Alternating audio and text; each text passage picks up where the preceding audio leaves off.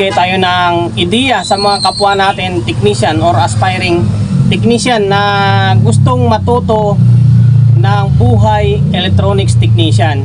Okay, sa mga master, salute and then shoutout sa inyo. Sa mga baguhan, kailangan kung gusto nyo maging technician or magiging electronics repairman, materialis, siyempre kailangan nyo ng panghinang, desoldering pump, tester, and then ano pa ba, tingga, and then eto, kailangan mo ng ganito, napaka mabisa nito para sa pagre-repair, and then para mas lumakas yung loob mo sa pagre-repair kapag meron kang ganito.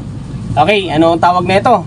Series valve protection circuit or series valve short protection, para sa mga amplifier na mayroong shorted, TV na may mga shorted, basta mga gamit na shorted, laking tulong nito para sa atin ng mga technician. Valve, switch, and then easy.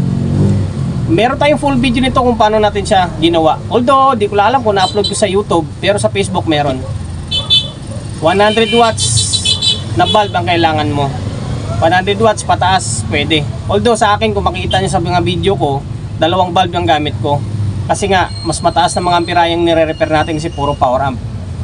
Pero kahit ganito lang, okay to. Okay, anong connection nito or anong gamit nito? Kapag meron kang nire-repair, halimbawa lang sira yung transformer, shorted yung transformer. Ngayon, pumutok yung fuse dun sa easy line.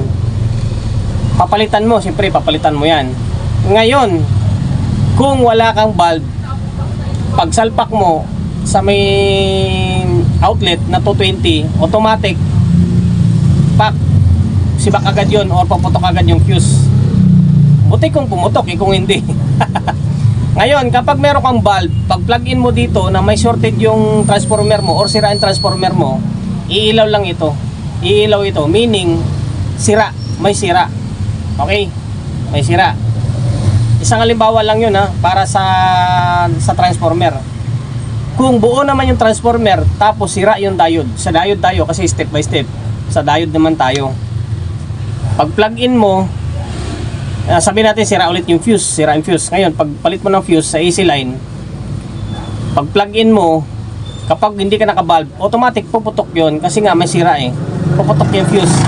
Ang tanong kung hindi pumutok, di ba? Ngayon, kapag dito mo siya ilalagay, dito sa may wagang bumbilya natin, iilaw lang yun. Iilaw ng todo, walang madadamay na pyesa. Hindi uusok, walang madadamay na pyesa. Very safety. Iilaw lang siya. O ngayon, sabi natin buo yung transformer, buo yung diode, sira naman is sabi na lang natin output agad or power transistor. Output transistor may shorted. Ngayon, hindi bumigay yung fuse kasi nga mataas na fuse yung value na nakakabit doon. Okay, balik tayo, may customer.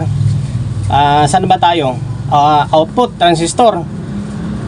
Kapag may sira na output transistor na hindi pumutok yung fuse sa easy line o sa secondary line, sabi na lang natin pumutok yung fuse sa may secondary line.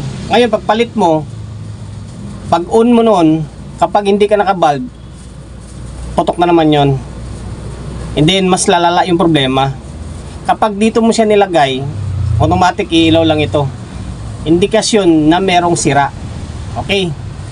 Ngayon, kapag nagkabaliktad ka naman ng nagkabaliktad ka ng pyesa, sabi natin yung letter C and then letter A, nagkapalit yung transistor mo, kabaliktad sila, yung letter C na ilagay mo sa letter A, automatic iilaw lang ito. Pero kapag hindi ka naka-valve, pag on mo nun, lagapak, tapos sira yung transistor na pinagpalit mo, automatic sira yun.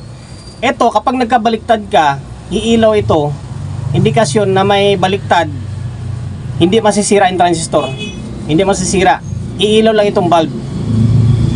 Napaka-safety, di ba? Napaka-safety. Unlike nang wala, pag on mo nun, sigurado palit ka na naman nun, panibagong gastos. And then kapag nagpumuputok yung, sabi natin, fuse, di ba? Nakakatakot, hindi kinakabahan ka pag isi-switch ko ba ito? Nakakatakot. Pero kapag meron ka ganito, napakalakas ng loob mo. Kasi nga, alam mo na pag may mali ka, iilaw lang ito. Okay? Kailangan nyo ng ganito. Gumawa kayo ng ganito. Meron tayong full video tutorial nito. Or di kaya sige, kung sakali, comment kayo dyan sa may comment section na, boss, gawin mo ng video. Gagawin ko ulit ng video. Yung isa lang muna na bulb. Kung sakali, gawin natin dalawang bulb. Series bulb protection. Napaka-laking tulong sa mga technician to. Although, meron akong video nito sa may Facebook na pinagtawanan ng mga iba.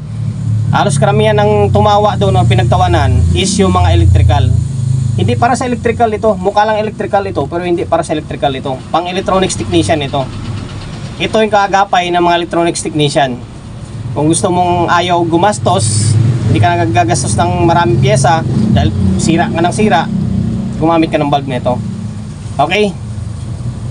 Good luck sa mga aspiring technician natin. Sana pagpatuloy nyo lang hanggang sa matuto, hanggang sa magiging biyasa. Salot, magkapares na tayong technician.